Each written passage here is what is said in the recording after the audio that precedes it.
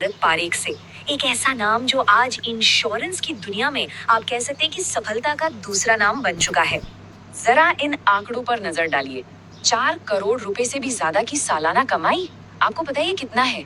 ये LIC के chairman की सैलरी से भी लगभग 5 गुना ज्यादा है। अब सवाल ये है कि ये हुआ कैसे? देखिए, ये कोई लॉटरी तो थी नहीं। ये सालों की जी तोड़ मेहनत का नतीजा था। हर बड़ी कामयाबी की कहानी की एक शुरुआत होती है, और भारत पारेख की कहानी किसी बड़े आलीशान ऑफिस से नहीं, बल्कि एक छोटे से शहर की मजबूरियों और जिम्मेदारियों के बोझ से शुरू हुई थी। जरा सोचिए, सिर्फ 18 साल की उम्र है और कंधों पर पूरे परिवार का बोझ। ये बात है 1986 की, जब भारत पारेख ने LIC एजेंट बनने का फैसला किया। एक ऐसा पेशा जिसे उस जमाने में कोई सम्मान की नजर से नहीं देखता था। और मकसद मकसद सिर्फ एक था, अपनी 5 बहनों की शादी करवाना और परिवार को किसी तरह संभालना। ये सिर्फ एक नौकरी नहीं थी, ये तो एक सामाजिक लड़ाई थी। जैसा कि वो खुद बताते हैं, LIC एजेंट को बहुत नीची नजरों से देखा जाता था। लोग सोचते थे कि जिसके पास करने को कुछ नहीं होता, वो एजेंट बन जाता है। इसका असर उनकी निजी जिंदगी पर भी पड़ा। दोस्तों ने उनसे दूरी बना ली, और यहाँ तक कि शादी के लिए रिश्ते मिलना भी मुश्किल हो गया था। अब किसी भी सेल्स प्रोफेशनल की तरह पारेख के सामने भी सबसे बड़ी चुनौती थी ना सुनना।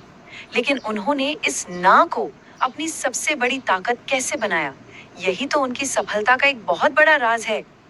ये आंकड़ा देखिए, सच में चौंकाने वाला है ना? भारत में 100 में से मुश्किल से 3 या 4 लोग ही खुद से किसी बीमा एजेंट के पास जाते हैं। इसका सीधा सा मतलब है कि 96% मौकों पर आपको ही पहला कदम उठाना होगा। तो ये साफ है कि ना सुनना इस काम का हिस्सा है, आपकी नाकामी की निशानी नहीं। और ये ना भी कई अलग अलग रूपों में आती है, जैसे कि मुझे जरूरत नहीं है, या मेरे पास पैसे नहीं हैं, या फिर मैं बाद में सोचूंगा, या सबसे मुश्किल, मुझे आप पर भरोसा नहीं है।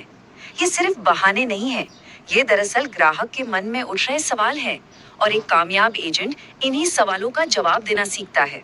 तो फिर इसका सामना कैसे किया जाए? सबसे जरूरी बात यह है कि ना को कभी भी व्यक्तिगत तौर पर ना लें। ये एक फीडबैक है। रिएक्ट करने की बजाय शांति से जवाब दें, और ये समझने की कोशिश करें कि ना के पीछे की असली वजह क्या है।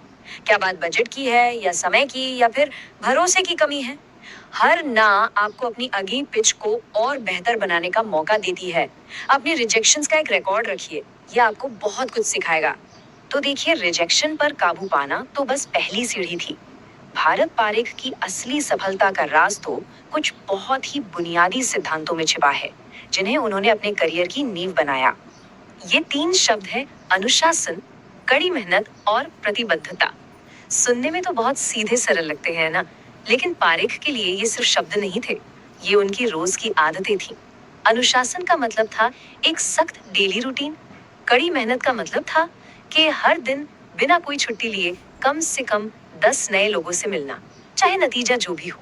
और प्रतिबद्धता का मतलब था कि हमेशा ग्राहक का फायदा पहले सोचना, अपनी कमीशन का बाद में।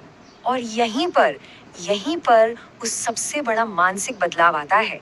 एक औसत एजेंट एक पॉलिसी बेचने पर फोकस करता है, लेकिन एक असाधारण एजेंट भारत पारेख की तरह एक सोल्यूशन देता है। वो ये नहीं पूछते कौन सी पॉलिसी लेंगे, वो पूछते हैं आपकी जिंदगी की सबसे बड़ी फिक्र क्या है।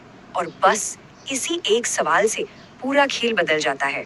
जब आप इस तरह से काम करते हैं, तो आप सिर्फ एक एजेंट नहीं रहते, आप एक सलाहकार बन जाते हैं। और इसी लेवल की उत्कृष्टता को बीमा की दुनिया में एक बहुत खास नाम से पहचाना जाता है, और वो नाम है MDRT, यानी कि मिलियन डॉलर राउंड टेबल।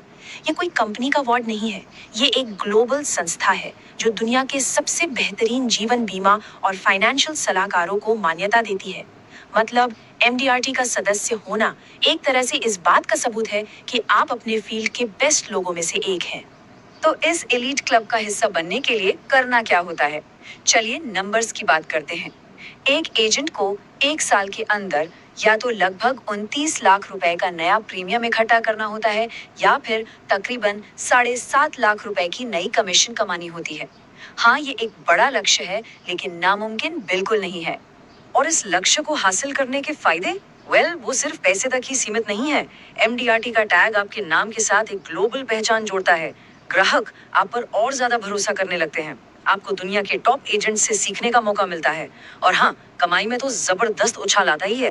तो भारत पारे की कहानी और एमडीआरटी के लक्ष्य से हम क्या सीख सकते हैं? इसे सिर्फ एक मोटिवेशनल कहानी की तरह नहीं, बल्कि अपनी कामयाबी के लिए एक रोड मैप की तरह देखना चाहिए।